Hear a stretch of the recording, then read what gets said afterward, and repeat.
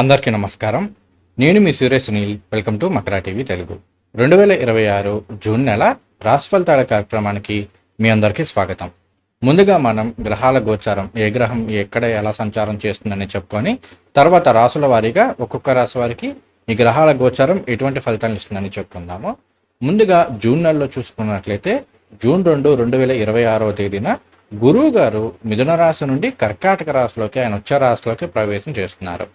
అలానే జూన్ 8, 2026 వరకు కూడా శుక్రుడు మిథున రాశిలోను, జూన్ 8వ తేదీ నుండి ఆయన కర్కాటక రాశిలో గురువు గారితో కలిసి సంచారం చేయబోతున్నారు.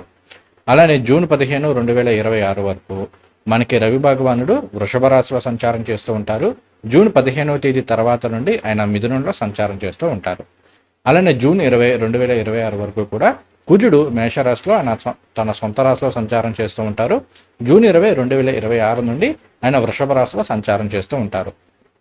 అలానే జూన్ 22, 2026 వరకు కూడా బుధుడు తన సొంత రాశి అయిన మిథున రాశిలో సంచారం చేస్తుంటారు. తదుపరి కర్కాటక రాశిలో గురువు గారితోనూ శుక్రుడితోనూ కలిసి సంచారం చేయబోతున్నారు. అలానే ఇక్కడ ఇంకొక అంశం కూడా చెప్పుకుందాము. జూన్ 18, 2026 వరకు కూడా కర్కాటక రాశిలో గురువు గారు పునర్వసు నక్షత్రం, తన సొంత నక్షత్రంలో సంచారం చేస్తూ ఉంటే జూన్ 18, 2026 నుండి ఆయన శని నక్షత్రమైన పుష్యమి నక్షత్రంలో సంచారం చేయబోతున్నారు. అలానే ఈ నెలంతా కూడా శని భగవానుడు మీనరాశిలో సంచారం చేస్తూ ఉంటారు. అలానే రాహువు మనకి కుంభరాశిలో సంచారం చేస్తూ ఉన్నారు. తర్వాత కేతు వచ్చేసి మనకి సింహరాశిలో సంచారం చేస్తున్నారు. ఇది ఓవరాల్గా గ్రహాల యొక్క గోచారం. ఇప్పుడు ఒక్కొక్క రాశి వరకు ఎలా ఉంటుందనేది చెప్పుకుందాము. అయితే ఈ వీడియో ప్రారంభించే ముందు మీ అందరికీ ఒక చిన్న గమనిక.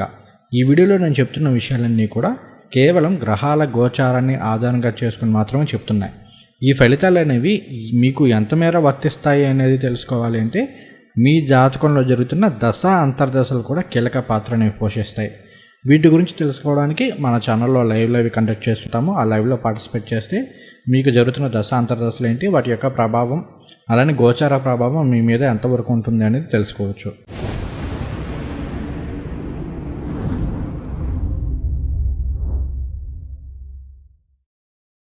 మకర రాశి వారికి చూసుకుంటే గోచార రీత్యా మాత్రం జూన్ నెల అనేది అద్భుతంగా కలిసి వస్తుందని చెప్పుకోవాలి. ఒక్కసారి మీ జాతకంలో జరిగే దశ అంతర్దశలను పరిశీలన చేసుకోండి. ఒకవేళ మీ జాతకంలో ఏమైనా కాస్త ఇబ్బంది పెట్టే దశలు జరుగుతుంటే ఈ నెలలో ఖచ్చితంగా రెమెడీస్ చేసుకోండి. ఎందుకంటే గోచార రీత్యా మాత్రం జూన్ నెల అనేది మకర రాశి వారికి చాలా చాలా బాగా కలిసి రాబోతుంది. కాబట్టి దశలు ఏమన్నా నెగిటివ్స్ ఉన్నాయనుకోండి, వాటిని రెమెడీస్ చేసుకుంటే కాస్త తగ్గుముఖం పడతాయి. కాబట్టి చాలా వరకు మకర రాశి వాళ్ళందరూ కూడా ఎంతో కొంత పాజిటివ్ ఫలితాలు పొందే అవకాశాలు ఉన్నాయి. అదే అసలు మీకు జరిగే దశ అంతర్దశలు బాగున్నాయి అనుకోండి, గోచార రీత్యా కూడా చాలా బాగుంది. కాబట్టి జూన్ నెల అనేది ఖచ్చితంగా యోగిస్తుందని చెప్పుకోవాలి. సరే, అసలు గోచారంలో ఏ గ్రహాలు యోగిస్తున్నాయని చెప్పుకొని తర్వాత మనం ఫలితాలు చెప్పుకుందాం. జూన్ 2, 2026 నుండి గురువు గారు 7వ స్థానంలో, మీకు 7వ స్థానంలో సంచారం చేయబోతున్నారు. ఉచ్చరాశిలో సంచారం చేయబోతున్నారు. ఈ నెలంతా కూడా గురుబలం చాలా బాగుంది. అలానే 3వ స్థానంలో శని భగవానుడి యొక్క సంచారం జరుగుతుంది, అంటే మీనరాశిలో జరుగుతుంది, బ్రహ్మాండంగా యోగిస్తుంది. జూన్ 8, 2026 నుండి శుక్రుడు కూడా మీకు 7వ స్థానంలో సంచారం చేస్తారు, చాలా పాజిటివ్. అలానే ఇక్కడ మనకి జూన్ 22వ తేదీ వరకు బుధుడు 6వ స్థానంలో సంచారం చేస్తూ ఉంటారు. తదుపరి 7వ స్థానంలో గురు శుక్రుడితో కలిసి సంచారం చేయబోతున్నారు. ఇక్కడ మిథున రాశికి అధిపతి బుధుడు తన సొంత రాశిలో సంచారం చేస్తున్నారు. కాబట్టి ఇది కూడా మనం పాజిటివ్గా చెప్పుకోవచ్చు. సో నెలంతా కూడా బుధుడి యొక్క బలం కూడా బాగుంది.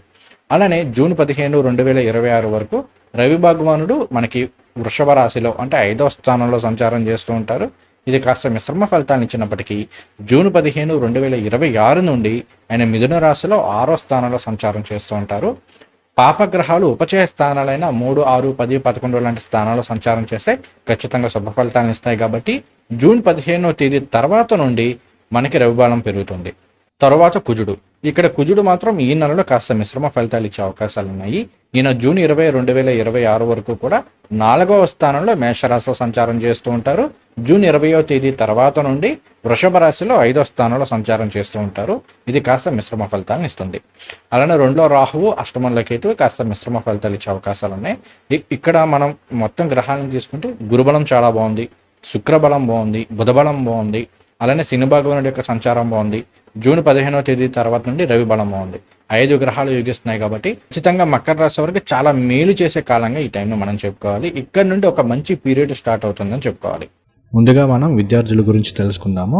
మకర రాశిలోని విద్యార్థులకి ఈ జూన్ నెల అనేది చాలా యోగదాయకంగా ఉంటుందని చెప్పుకోవాలి.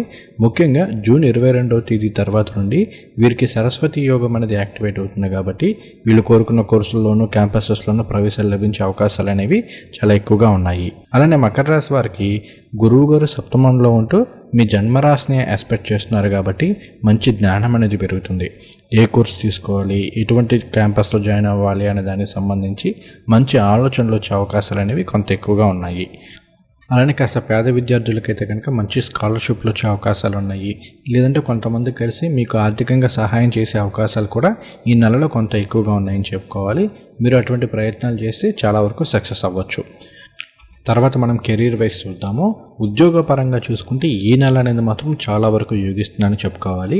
జూన్ 8వ తేదీ తర్వాత నుండి మనకి దశమాధిపతి అలానే పంచమాధిపతి అయిన శుక్రుడు సప్తమంలో సంచారం చేస్తుండడం, అక్కడ గురువు గారితో కలిసి సంచారం చేస్తున్నారు కదా. ఈ టైం అనేది నిరుద్యోగులకి చాలా చక్కటి ఉద్యోగ అవకాశాన్ని ఇస్తుంది. ముఖ్యంగా దశమాధిపతి సప్తమంలో సంచారం చేస్తున్నారు అంటే ఇక్కడ రిఫరెన్స్ల ద్వారా కావచ్చు, రికమెండేషన్ల ద్వారా కావచ్చు, ఎదుటి వాళ్ళు సహాయం చేయడము, సొసైటీలో కాస్త పేరు ప్రఖ్యాతులు ఉన్న వాళ్ళతోటి మనకు పరిచయాలు ఏర్పడము, వాళ్ళ ద్వారా మనం ఇటువంటి ఉద్యోగాలు ఇలాంటి విషయాల్లో బెనిఫిట్స్ పొందే అవకాశాలు అనేవి చాలా ఎక్కువగా ఉన్నాయి. అలానే సప్తమంలో గురు శుక్రుల కాంబినేషన్ అనేది ఉపాధ్యాయ వృత్తిలో ఉన్న వాళ్ళకి చాలా బాగా కలిసి వస్తుంది. అలానే శుక్రుడు మనకి పంచమాధిపతి అవుతూ సప్తమంలో సంచారం చేస్తుండడము, అలానే పంచమంలో రవి తర్వాత కుజుల యొక్క సంచారం జరుగుతుంది కాబట్టి క్రియేటివ్ రంగాల్లో ఉన్న వాళ్ళకి బ్రహ్మాండంగా యోగిస్తుంది. అలానే సోషల్ మీడియా రంగాల్లో ఉన్న వాళ్ళకి, ఈ సోషల్ మీడియా ఇన్ఫ్లుయెన్సర్స్ వీళ్ళందరికీ కూడా బాగుంటుంది. అలానే గురువు గారు ఉచ్చ స్థితిలో సంచారం చేయడం అనేది బంగారము, వెండి ఇటువంటి ఆభరణాలు తయారు చేసే వాళ్ళకి, ఆ రంగాల్లో ఉన్న వాళ్ళకి కూడా చాలా వరకు యోగిస్తుంది. అలానే గురువు గారు 7వ స్థానంలో ఉచ్చ స్థితిలో ఉన్నారు అంటే మనకి ఈ కౌన్సిలర్లు కావచ్చు, లేదంటే సైకాలజిస్టులు కావచ్చు, లేదంటే ప్రొఫెషనల్ ట్రైనర్స్ కావచ్చు, వీళ్ళందరికీ కూడా చాలా బాగా యోగిస్తుంది. తర్వాత ఈ కాంబినేషన్ అనేది అలానే ఈ నెల అనేది రాజకీయ నాయకులకు చాలా బాగుంది. కాస్త మీకు నామినేటెడ్ పోస్టులు ఇలాంటివి ఏమైనా వచ్చే అవకాశాలు ఉన్నాయి కాబట్టి కాస్త మీరు ప్రయత్నాలు చేస్తే, లాబింగ్ ఇలాంటివి చేస్తే చాలా వరకు సక్సెస్ అయ్యే అవకాశాలు ఉన్నాయి. వాటి పరంగా ఖచ్చితంగా ప్రయత్నాలు అయితే చేయండి. అలానే ఇక్కడ మనకి రవి 6వ స్థానంలో సంచారం చేయడం అనేది మరలా ఎన్నికల్లో విజయం సాధించడము వీటిని కూడా ఇండికేట్ చేస్తూ ఉంటుంది. అలానే ఇక్కడ మనకి బుధుడు 6, 7 స్థానాల్లో సంచారం చేస్తున్నారు. శుక్రుడితో కలిసి బుధుడి యొక్క సంచారం జరగబోతుంది కాబట్టి ఈ పీరియడ్ అనేది ఐటీ ప్రొఫెషనల్స్కి చాలా బాగా యోగిస్తుంది. ఎందుకంటే మనకి కమ్యూనికేషన్ వీటన్నిటికీ కూడా బుధుడే కారకుడు, అకౌంట్స్కి, ఐటీ వీటన్నింటికి కూడా మరలా బుధుడే కారకుడు కాబట్టి ఖచ్చితంగా ఈ రంగాల్లో ఉన్న వాళ్ళకి బాగా యోగిస్తుంది. అలానే వ్యాపారస్తులకి చాలా బాగుంది. సప్తమంలో గురు శుక్రుల కాంబినేషను, బుధుడి యొక్క సంచారము ఇదంతా కూడా వ్యాపారస్తులకి బ్రహ్మాండంగా యోగిస్తుంది. ఇంపోర్ట్స్ అండ్ ఎక్స్పోర్ట్స్ బిజినెస్ చేసే వాళ్ళకి చాలా బాగుంటుందని చెప్పుకోవాలి. ఈ టైంలో ఏంటంటే కొత్తగా ఏదైనా వ్యాపారాన్ని ఎక్స్పెండ్ చేయాలన్నా కూడా ప్రయత్నం చేయొచ్చు. గోచార రీత్యా చూసుకుంటే కొత్తగా వ్యాపారాలు స్టార్ట్ చేయాలనుకున్న వాళ్ళకు కూడా చాలా బాగుంటుంది. పార్ట్నర్షిప్ బిజినెస్లు అనేవి చాలా వరకు యోగిస్తాయి. బిజినెస్లో మంచి ఎక్స్పాన్షన్ ఉండడానికి కూడా అవకాశాలు ఎక్కువగా ఉన్నాయని చెప్పుకోవాలి. అలానే తృతీయంలో శని భగవానుడి యొక్క సంచారం జరుగుతుంది కాబట్టి డ్రైవర్లకు కావచ్చు, చేతి వృత్తిదారుల వారికి కావచ్చు చాలా వరకు యోగిస్తుంది. అలానే రైతులకు చాలా బాగుంది, కళాకారులకి బాగుందని చెప్పుకోవాలి. తర్వాత మనం ఆర్థికంగా చూసుకుందాము. ఆర్థిక పరంగా చూసుకుంటే ఇక్కడ లాభస్థానాన్ని గురువు గారు ఆస్పెక్ట్ చేస్తూ ఉండడం అనేది చాలా చాలా మంచిది. ఈ టైంలో ఫైనాన్షియల్గా చాలా మంచి వృద్ధి వచ్చే అవకాశాలు ఉన్నాయి. అలానే 2లో రాహు యొక్క సంచారం జరుగుతుంది. 2లో రాహు అవసరానికి తగ్గట్టుగా ఏదో ఒక విధంగా ధనాన్ని చేతికి అందిస్తూ ఉంటారు. కాకపోతే 2లో రాహుతో ఉన్న ఒక మైనస్ ఏంటి అంటే ధనాన్ని ఎక్కువగా ఖర్చు పెట్టించే అవకాశాలు కూడా ఉంటాయి.